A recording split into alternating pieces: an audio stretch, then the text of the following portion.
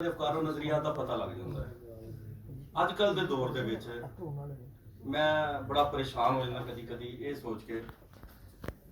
Zakariya university ਮੈਂ research ਵਾਸਤੇ ਗਿਆ ਤੇ ਮੈਂ ਜਾ ਕੇ ਜਦੋਂ ਉੱਥੇ ਕਿਤਾਬਾਂ ਕੱਢੀਆਂ ਉਹ ਮਿੱਟੀ ਨਾਲ ਭਰੀਆਂ ਪਈਆਂ, ਪੜ੍ਹਨ ਵਾਲਾ ਹੀ ਕੋਈ ਨਹੀਂ। ਦਾਸਤਾਨ ਖਤਮ ਹੋ ਗਈ, ਨਾਵਲ ਖਤਮ ਹੋ ਗਿਆ, ਅਫਸਾਨਾ ਖਤਮ ਹੋ ਗਿਆ। ਮੋਬਾਈਲ ਦੇ ਵਿੱਚ ਆ ਕੇ ਮੋਬਾਈਲ 'ਚ ਵੀ ਜ਼ਿਆਦਾ ਤਹਿਰੀਰ ਨਹੀਂ ਪੜ੍ਹਦੇ, ਉਹ ਵੀ ਜਲਦੀ ਜਲਦੀ 'ਚ ਅੱਗੇ ਨਿਕਲ ਗਏ। ਅਸੀਂ ਆਪਣੇ ਬੱਚਿਆਂ ਨੂੰ ਕਹਿੰਦੇ ਹਾਂ ਕਿ ਤੁਸੀਂ ਕਿਤਾਬ ਨੂੰ ਨਾ ਪੜ੍ਹੋ, ਹੱਥ ਤੇ ਲਾ ਲਿਆ ਕਰੋ ਨਾ, ਹੱਥ ਹੀ ਲਾ ਲਿਆ ਕਰੋ। ਇਹ ਯਕੀਨ ਕਰੋ, ਮੈਂ ਵਾਰਿਸ ਸ਼ਾਹ ਇੰਟਰਨੈਸ਼ਨਲ ਅਵਾਰਡ ਤੇ ਮੈਂ ਬੜਾ ਖੁਸ਼ ਹੋਇਆ, ਦਿਲ ਮੇਰਾ। ਤੇ ਮੈਂ ਜਿਹੜੀ ਫਿਰ ਉਹ ਜ਼ਬਾਨ ਮੈਂ ਮੁਖਤਲਿਫ ਜ਼ਬਾਨਾਂ, ਕਿਉਂਕਿ ਮੇਰੀ ਤਾਂ PhD ਉਰਦੂ 'ਚ ਸੀ, ਮੈਂ ਜਦੋਂ ਜ਼ਬਾਨਾਂ ਮੁਖਤਲਿਫ ਦੇਖੀਆਂ ਔਰ ਸੁਣੀਆਂ, ਜਦੋਂ ਬੰਦਿਆਂ ਦੇ ਚਿਹਰੇ ਦੇਖੇ, ਮੈਨੂੰ ਇੰਨਾ ਕੁ ਪਿਆਰ ਹੋ ਗਿਆ ਨਾ, ਮੈਂ ਇੱਕ ਕਿਤਾਬ ਲਿਖਣੀ ਸ਼ੁਰੂ ਕਰ ਦਿੱਤੀ। ਵਾਹ ਵਾਹ ਵਾਹ। ਕਿਤਾਬ ਸੀ ਮਾਸ਼ਕੀ ਕਲਚਰ ਦੇ ਬਾਰੇ, ਕਿਉਂ ਪਿੰਡਾਂ 'ਚ ਮਾਸ਼ਕੀ ਹੁੰਦਾ ਸੀ। ਉਹ ਪਿੰਡ 'ਚ ਪਾਣੀ ਲਾਉਣਾ, ਉਹਨੇ ਆਉਣਾ ਜਾਣਾ, ਇਹ ਉਹ, ਔਰ ਮੁਹੱਬਤਾਂ ਸਾਰੀਆਂ ਪੰਜਾਬੀ ਦੀਆਂ ਨਾ ਉਹ ਖਤਮ ਹੋ ਗਈਆਂ। ਤੇ ਲਿਆਦਾ ਮੇਰਾ ਸ਼ੌਕ ਉਸ ਇੰਟਰਨੈਸ਼ਨਲ ਅਵਾਰਡ ਤੇ ਨਾ ਫਿਰ ਸ਼ੌਕ ਪੈਦਾ ਹੋਇਆ ਪੰਜਾਬੀ ਦਾ। ਔਰ ਯਕੀਨ ਕਰੋ ਮੈਨੂੰ ਜ਼ਿਆਦਾ ਮਜ਼ਾ ਆਇਆ, ਮੈਂ ਆਪਣੇ ਬੱਚਿਆਂ ਨਾਲ ਜੋ ਪੰਜਾਬੀ ਬੋਲਦਾ ਮੈਨੂੰ ਜ਼ਿਆਦਾ ਮਜ਼ਾ ਆ ਰਿਹਾ ਅੱਜ ਕੱਲ੍ਹ। ਔਰ ਇਹ ਸਾਰੀ ਕਾਵਿਸ਼ ਅੱਜ ਕੱਲ੍ਹ ਦੇ ਦੌਰ ਦੇ ਵਿੱਚ ਬੰਦਿਆਂ ਨੂੰ ਇਕੱਠਾ ਕਰਕੇ किताब ਨੂੰ ਲਿਖਣਾ और अफकारो नज़रियात ਨੂੰ ਦੂਸਰਿਆਂ ਤੱਕ ਪਹੁੰਚਾਉਣਾ एक बहुत बड़ा मरहला है। मैं सलूट पेश करदा और थोड़ी क्लैपिंग तालियां तो पता चल जाएगा। लिहाज कुमन साहब ते मुदस्सिर भट्ट साहब जेडे ये काम कर रहे हैं, ये बड़ा ही अजीम काम है। यकीन करो ये बात असीं भुल जाते हैं दुनिया की जिंदगी च ला के ना, असीं अपने बुजुर्गों के जेडे कोल हैं, जिन्हां दे सुन के साडे अंदर एक रूहानियत पैदा होंदी है, वो असीं भुल जाते हैं।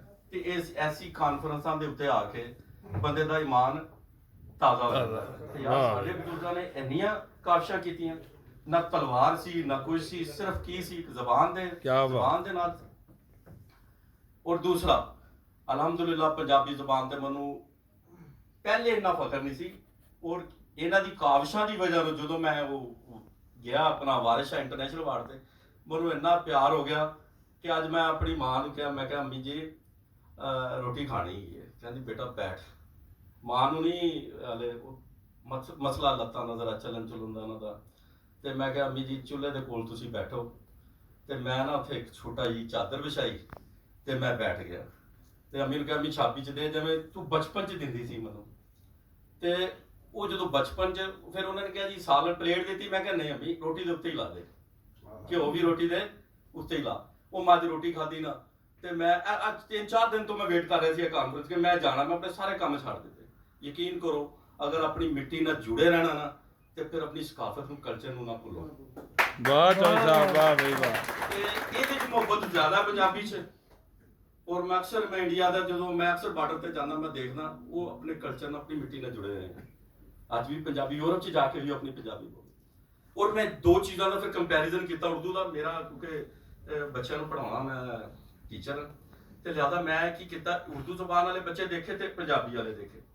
ਅੱਛਾ ਉਰਦੂ ਵਾਲੇ ਜਿਹੜੇ ਆ ਉਹ ਉਹਨਾਂ ਦਾ ਸਟੇਟਸ ਫਿਰ ਕੀ ਹੈ ਕਿ ਬਾਪ ਫੌਤ ਹੋ ਜਾਏ ਤਾਂ ਬੱਚੇ ਬੜੇ ਕੌਨਫੀਡੈਂਸ ਨਾਲ ਬੈਠੇ ਹੁੰਦੇ, ਕੋਈ ਨਹੀਂ। ਦੂਸਰਾ ਪੁੱਛਦਾ ਕੀ ਹੋਇਆ यार पापा की वो हॉस्पिटल में डेड बॉडी पड़ी हुई है, बस वो आ रही है, अभी जनाजे का ऐलान करते हैं।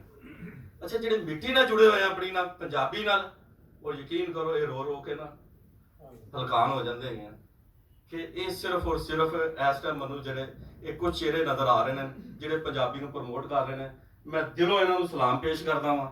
ਤੇ ਇਨਸ਼ਾਅੱਲਾ ਜਿਹੜੀ ਇਹ ਸ਼ਮਾ ਇਹਨਾਂ ਨੇ ਜਲਾਈ ਹੋਈ ਹੈ ਨਾ, ਇਨਸ਼ਾਅੱਲਾ ਤਾਲਾ ਅਸੀਂ ਉਹਦਾ ਪੂਰਾ ਸਾਥ ਦੇਵਾਂਗੇ। ਬਹੁਤੀ ਗੱਲ ਨਹੀਂ ਕਰਦਾ ਕਿਉਂਕਿ ਬਹੁਤੀ ਗੱਲਾਂ ਦੇ ਨਾਲ ਅਕਸਰ ਮਕਸਦ ਜਿਹੜਾ ਉਹ ਫੌਤ ਹੋ ਜਾਂਦਾ। ਮੇਰਾ ਕੰਮ ਸਿਰਫ ਇਹ ਸੀ ਕਿ ਇਹਨਾਂ ਨੂੰ ਐਪਰੀਸ਼ੀਏਟ ਕਰਨਾ ਕਿ ਇਹ ਕੰਮ ਜਿਹੜਾ ਕਰਦੇ ਨੇ ਇਹ ਬਹੁਤ ਬੜਾ ਕੰਮ ਹੈ। ਵਾਹ ਬਈ ਵਾਹ ਚੌਧਰੀ ਸਾਹਿਬ ਦੇ ਨਾਲ ਹਰ ਤਰ੍ਹਾਂ ਦਾ ਸਾਥ ਦੇਵਾਂਗੇ ਔਰ ਇਹ ਸ਼ਮਾ ਜਿਹੜੀ ਹੈ ਬੁਝਣ ਨਹੀਂ ਦੇਵਾਂਗੇ ਅਸੀਂ ਇਨਸ਼ਾਅੱਲਾ। ਤੁਹਾਡੀ ਇੱਕ ਤਹਿਰੀਰ ਜਿਹੜੀ ਹੈਗੀ ਹੈ, ਉਹ ਕਿਤਾਬ ਲਿਖੀ ਨਾ ਕਾਰਲ ਮਾਰਕਸ ਨੇ, ਦੁਨੀਆ 'ਚ ਪਤਾ ਲੱਗ ਗਿਆ ਵੀ ਇੱਕ ਕਿਤਾਬ ਨੇ ਕੀ ਕਮਾਲ ਕਰਤਾ। ਯਕੀਨ ਕਰੋ ਤੁਹਾਡੀ ਵੀ ਕੋਈ ਇੱਕ ਐਸੀ ਤਹਿਰੀਰ ਜਿਹੜੀ ਹੈ ਨਾ ਉਹ ਇਸ ਕੌਮ ਨੂੰ ਮੁਤਹਿਦ ਕਰ ਸਕਦੀ ਹੈ। ਮੇਰੇ ਵਾਸਤੇ ਵੀ ਦੁਆਵਾਂ, ਅੱਲਾਹ ਤਾਲਾ ਤੁਹਾਨੂੰ ਵੀ ਕਾਮਯਾਬੀਆਂ, ਆਮਰਾਨੀਆਂ ਤਾ ਫਰਮਾਏ।